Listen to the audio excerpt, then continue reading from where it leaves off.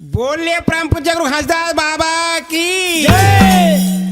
कंठी तो फांसी भय की तिलक भय तलवार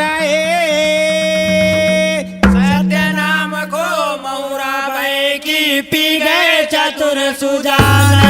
पी गए चतुर सुजान हो तो है सकल काल की जय हो तो है सकल काल की जय बारे बारे सब प्रेम से बोलो सत्य नाम साहेब बोले परम पूज्य गुरु हंसदास बाबा की जय खो जाते आए वो दाई तोरे अंगनाला पूछाते आए वो माता तोरे अंगनाला को जाते आए हो